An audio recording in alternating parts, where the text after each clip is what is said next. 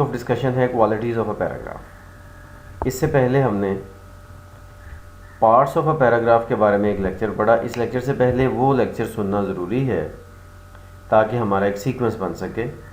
तो qualities of a paragraph पढ़ने से पहले हम थोड़ा सा रिकैप करते हैं कि पार्ट्स ऑफ अ पैराग्राफ में हमने ये देखा कि there are 3 different parts of a paragraph,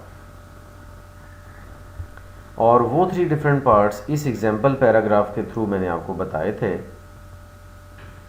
जो कि टॉपिक सेंटेंस, सपोर्टिंग डिटेल्स और कंक्लूडिंग सेंटेंस है।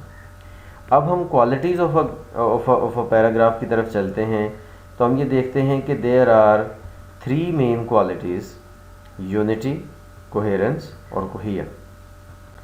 ये 3 वो क्वालिटीज़ हैं जिसकी बेस पे हम एक पैराग्राफ को एक सक्सेसफुल पैराग्राफ कह सकते हैं। एक अच्छा पैराग्राफ, उसके अंदर ये 3 क्वालिटीज़ लाजमी होती हैं।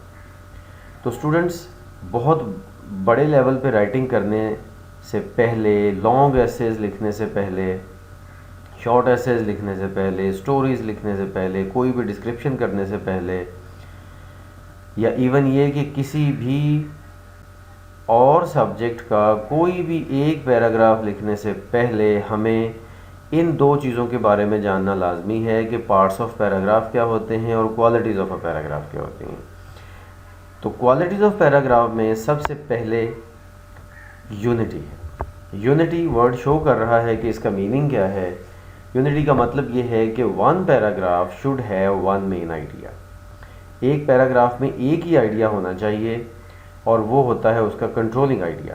Controlling idea should control the whole paragraph. हमने कंट्रोलिंग आइडिया के बारे में पढ़ा कि वो टॉपिक सेंटेंस का पार्ट होता है, और कंट्रोलिंग आइडिया ही एक्चुअली वो बाउंड्री डिफाइन करता है जिस बाउंड्री के अंदर रह के हम उस पैराग्राफ को के अंदर सपोर्टिंग डिटेल्स ऐड कर सकते हैं। अब देखिए, इस पैराग्राफ में इस पैराग्राफ में ये टॉपिक सेंटेंस हमने पढ़ा था, उस टॉपिक सेंटेंस ने एक बाउंड्री डिफाइन कर दी कि जो पेरेंट्स की हेल्प है एकेडमिक इश्यूज़ में, एकेडमिक एक्टिविटीज़ में चिल्ड्रन के लिए, वो क्या हो सकती है, वो उनको इंकरेज करने के थ्रू हो सकती है। तो हम जितनी भी बातें अब लिखेंगे ये सारी इस इंकरेजमेंट के हवाले से ही होंगी। इसके अलावा अगर कोई बात इसमें आएगी तो उसका मतलब है कि हमने यूनिटी डिस्टर्ब कर दी, और ये शो करेगा कि हमारा जो पैराग्राफ है वो एक अच्छा पैराग्राफ नहीं है। तो इसलिए यूनिटी जो है ना, बेसिकली वो एलिमेंट है जो हमारे पैराग्राफ की सक्सेस को डिटर्मिन करता है कि एक हमारा जो पैराग्राफ है उसके अंदर जितनी भी सपोर्टिंग डिटेल्स हम ऐड करेंगे वो इसी कंट्रोलिंग आइडिया की बाउंड्री के अंदर होनी चाहिए। नंबर 2 पे है कोहेरेंस। ज़रा देखिए, कोहेरेंस में हमने यही पैराग्राफ के वो वाला पार्ट मैंने सपोर्टिंग डिटेल्स वाला ऐड किया है। इसमें आप देख रहे हैं कि एक लॉजिकल अरेंजमेंट है आइडियाज़ की। तो कोहेरेंस असल में होती क्या है? ये logical arrangement of supporting details है। सपोर्टिंग डिटेल्स की लॉजिकल अरेंजमेंट को हम कहते हैं कोहेरेंस। हमारी जो सपोर्टिंग डिटेल्स हैं उनकी अरेंजमेंट किसी भी बेस पे हम कर सकते हैं। कुछ एक बातें मैं आपको बता रहा हूँ। हो सकता है हम order of importance, level of importance के तौर पर इसको जो है वो अरेंजमेंट दें। डिसेंडिंग ऑर्डर ऑफ इम्पोर्टेंस है तो उसका मतलब है कि हमने जो हमारे ख्याल में जितनी भी सपोर्टिंग डिटेल्स हम ऐड कर रहे हैं उनमें द मोस्ट इम्पॉर्टेंट को हम सबसे पहले लिखेंगे, फिर लेस इम्पॉर्टेंट, फिर लेस इम्पॉर्टेंट, फिर लीस्ट इम्पॉर्टेंट एंड पे। असेंडिंग ऑर्डर ऑफ इम्पोर्टेंस भी हो सकता है कि आप जो लीस्ट इम्पॉर्टेंट है उसको पहले लिख दें, फिर जो उससे इम्पॉर्टेंट है, फिर उससे इम्पॉर्टेंट है, फिर उससे इम्पॉर्टेंट है, फिर द मोस्ट इम्पॉर्टेंट। इस तरह से भी एक रीडर की हम इंटरेस्ट को डेवलप कर सकते हैं असेंडिंग ऑर्डर ऑफ इम्पोर्टेंस के थ्रू भी। समटाइम क्रोनोलॉजिकल अरेंजमेंट हम करते हैं। क्रोनोलॉजिकल अरेंजमेंट का मतलब होता है टाइम के मुताबिक कि कोई हैपनिंग हो रही है तो पहले ये हुआ, बाद में ये हुआ, बाद में ये हुआ, बाद में ये हुआ, तो ये अरेंजमेंट भी हो सकती है। अब ज़ाहिर है किसी एक दिन की हम एक्टिविटी अगर बता रहे हैं अपने पैराग्राफ में, तो हम पहले मॉर्निंग की बात करेंगे, फिर नून की, फिर आफ्टरनून की, फिर इवनिंग की बात करेंगे। अब ये तो नहीं हो सकता कि हम अपनी मर्ज़ी से कभी पहले इवनिंग कह दें, बाद में मॉर्निंग कह दें, फिर आफ्टरनून कह दें, फिर नून कह दें। मतलब ये कि कोई अरेंजमेंट होनी चाहिए। अगर क्रोनोलॉजिकल अरेंजमेंट यहाँ पे रेलेवेंट है तो हमें क्रोनोलॉजिकल अरेंजमेंट ही फॉलो करनी चाहिए। अच्छा, फिर उसके बाद कॉज एंड इफेक्ट भी हो सकते हैं। कॉज एंड इफेक्ट का मतलब ये होता है कि समटाइम हम ऐसी बात बता रहे होते हैं जिसमें एक कॉज आ रही है और फिर बाद में उसका इफेक्ट आ रहा है। तो जाहिर है कि कॉज पहले आती है, इफेक्ट बाद में आता है। पहले कोई रीज़न आती है, उस रीज़न की बेस पे कोई चीज़ आती है ना।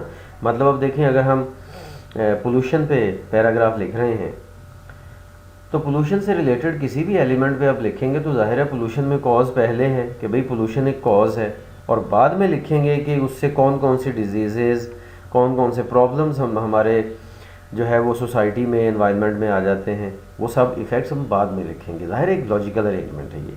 इसी तरह से किसी भी बेस पे हम लॉजिकल अरेंजमेंट कर सकते हैं। ये तो मैंने कुछ एग्जांपल्स दी हैं, लेकिन आप देखें किसी भी और बेस पे भी हम इसको अरेंज कर सकते हैं।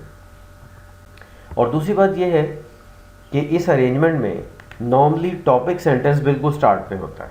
नॉर्मली बिल्कुल स्टार्ट वाला जो सेंटेंस है पैराग्राफ का, वो ये होता है टॉपिक सेंटेंस। लेकिन ये कोई बहुत ज़रूरी बात नहीं है। अगर आप ये समझें कि आप इतने अच्छे राइटर बन गए हैं कि आप अपने टॉपिक सेंटेंस को कहीं मिडल या एंड पे भी जाके लिख सकते हैं, तो भी कोई भी इशू नहीं है। लेकिन बेहतर ये है कि उसको स्टार्ट में लिखा जाए। उसकी वजह ये होती है कि जो रीडर है, जो एग्जामिनर है, वो जब आपका पैराग्राफ का टॉपिक सेंटेंस स्टार्ट में देखता है तो उसको एक आइडिया हो जाता है कि आप क्या लिखने जा रहे हैं। दूसरे लफ्ज़ों में आप उसको फैसिलिटेट कर रहे होते हैं टॉपिक सेंटेंस बिल्कुल स्टार्ट में लिख के।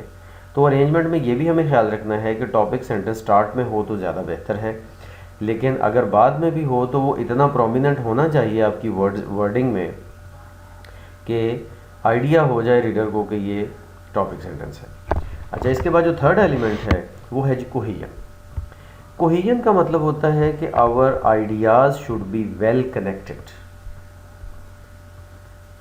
तो वेल कनेक्टेड सेंटेंसेस बनाने के लिए हमें कोहेसिव डिवाइसेस की ज़रूरत होती है।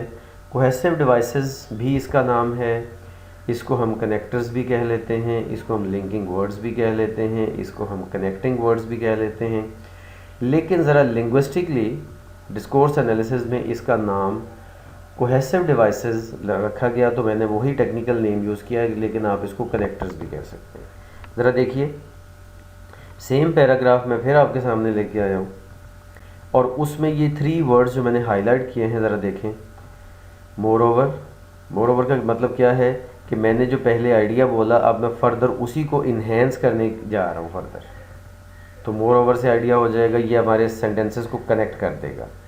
आगे इन एडिशन में भी वही बात है कि जो मैं बात पहले कर रहा हूँ उसी को मैं आगे लेके चल रहा हूँ, ठीक।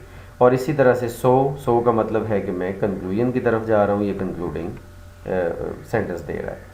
तो इस तरह से कोहेजन भी, यानी कि हमारे सेंटेंसेस का वेल कनेक्टेड होना आपस में, और इस तरह से जुड़े होना कि हमारे रीडर को ये ना फील हो कि अब एक आइडिया आया तो एक जंप लगा के हम दूसरे आइडिया पे चले गए, फिर एक और जंप लगा के हम थर्ड आइडिया पे चले गए। ऐसा नहीं होना चाहिए, बल्कि ऐसा लगना चाहिए कि एक बात दूसरी बात से निकल रही है और वेल कनेक्टेड है। तो इस मकसद के लिए ये एक चार्ट है जो मैं आपके सामने दे रहा हूँ। कोहेसिव डिवाइसेस, या इसको हम कनेक्टर्स भी कह सकते हैं। इस चार्ट को आप पॉज करके ज़रा सब वर्ड्स को देख सकते हैं कि ये रिज़ल्ट के हैं, कंट्रास्ट, कंपैरिजन, इलस्ट्रेशन और एग्जांपल्स के, कॉज एंड इफ़ेक्ट के हैं, सीरीज़ और टाइम के हैं, एडिशन के हैं। ये सब वो वर्ड्स हैं जो कि आप इस टाइप की सिचुएशन में यूज़ कर सकते हैं जो ऊपर उसकी हेडिंग बनाई गई है, जैसा कि रिज़ल्ट और एडिशन वगैरह। अच्छा, लेकिन ये एक डिटेल चीज़ है। इसके बाद इंशाल्लाह हम अपनी सीरीज़ में कनेक्टर्स को यूज़ करने के लिए डिफरेंट एग्जांपल्स बना के हम रिज़ल्ट के अलग, कंट्रास्ट के अलग, और सारे जो कनेक्टर्स हैं उन सब के अलग अलग हम लेक्चर्स भी बनाएंगे ताकि आपको फर्दर इसमें गाइडेंस मिले। लेकिन फ़िलहाल एक बेसिक लेवल के तौर पर आप इसको माइंड में रखें। तो इस तरह से डियर स्टूडेंट्स, हम ये देख सकते हैं कि पहले हमने पार्ट्स ऑफ पैराग्राफ पढ़े और अब हम qualities of a good paragraph देख के हमने ये एक डिटर्मिन किया कि किस तरह से हम अपने पैराग्राफ को एक अच्छा पैराग्राफ बना सकते हैं।